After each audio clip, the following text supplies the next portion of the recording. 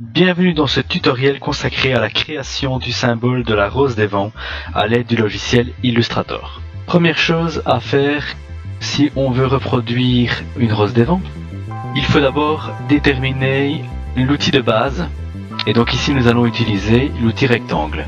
Je me place au centre de mon espace de travail à l'aide du raccourci clavier majuscule pour avoir un rectangle parfait, donc un carré, et la touche Alt pour partir du milieu. Je trace en cliquer glisser mon premier carré. Ce carré, je vais lui faire par clic droit une transformation en rotation et je vais lui dire de le mettre sur sa pointe à 45 degrés. Ok, et j'ai mon carré sur pointe.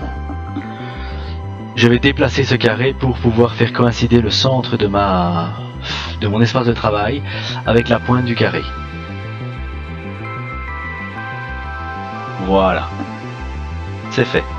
Ensuite, à l'aide de la flèche de sélection directe, je vais sélectionner le point supérieur et le tirer vers le haut, toujours à l'aide de la touche majuscule pour pouvoir tirer une ligne droite et avoir mon point qui est vraiment au-dessus du point d'en dessous. Voilà, j'ai ma première pointe. Alors cette pointe, je vais la diviser en deux. Et pour la diviser en deux, je vais de nouveau partir de l'outil rectangle et m'aligner pour tracer un rectangle autour une demi-pointe. Je sélectionne les deux, toujours à l'aide de la majuscule, et à l'aide de l'outil Pathfinder, si la boîte n'est pas affichée, simplement dans Fenêtre, je vais chercher la boîte du Pathfinder. Pour les amoureux des raccourcis clavier, majuscule CTRL F9 et la boîte Pathfinder apparaît. Dans cette boîte, je vais sélectionner la première option du bas, c'est-à-dire la division.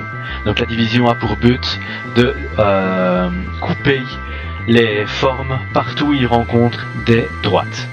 Donc ici, je vois très bien que je me retrouve avec trois formes, ma pointe de gauche, ma pointe de droite et le reste du rectangle. Quand Illustrator crée une division, il associe les objets. Donc si je veux les dissocier, bien évidemment, clic droit, dissocier, et à ce moment-là, je vais pouvoir travailler individuellement avec mes objets.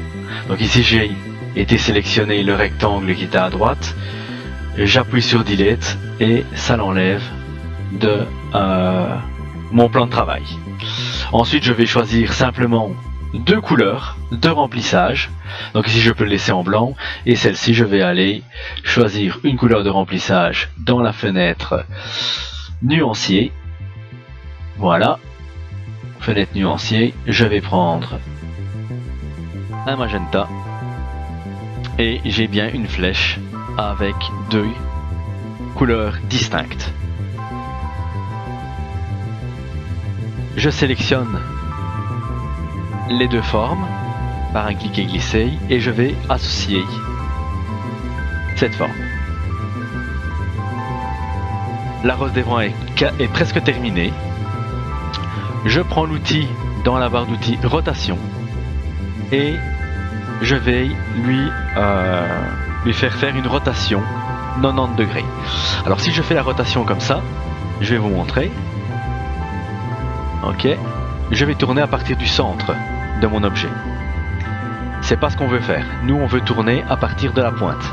Donc simplement, je maintiens le Alt enfoncé, raccourci Alt, et je viens ici me mettre sur le point d'ancrage et je fais un clic. À ce moment-là, j'ai une boîte. Cette boîte, je vais lui dire 90 degrés. Je vais pas faire OK parce que sinon, il va prendre la pointe actuelle et la faire bouger de 90 degrés. Je vais juste faire copier. Et je vois que j'ai déjà ma deuxième pointe qui vient s'inscrire parfaitement à côté de la première. Alors pour ne pas refaire la manipulation plusieurs fois, je vais dupliquer la manipulation. Donc pour dupliquer la manipulation, édition, objet, excusez-moi, transformation. Répéter la transformation ou CTRL D. Je répète, CTRL D Je répète. J'ai ainsi le dessus de ma rose des vents où je pourrais mettre mon nord, mon sud, mon est et mon ouest, pourquoi pas avec de la typographie. Si maintenant j'ai envie d'avoir les points cardinaux, je vais sélectionner mes 4 pointes, je vais associer, je vais resélectionner mon objet associé, clic droit, transformation, rotation. Ici je peux le faire à partir du centre, bien évidemment. Et donc je vais faire une rotation de 45 degrés. Je vais la copier. Il me restera juste à saisir un des coins pour garder les proportions majuscules, pour le faire à partir du centre, Alt en même temps. Je reviens légèrement vers l'intérieur. Ok. Et je vais faire passer cet objet-là en dessous de l'autre. Donc, je le sélectionne, clic droit, disposition, arrière-plan. Je désélectionne et ma rose des vents est ainsi créée. Merci d'avoir suivi ce tutoriel. À bientôt.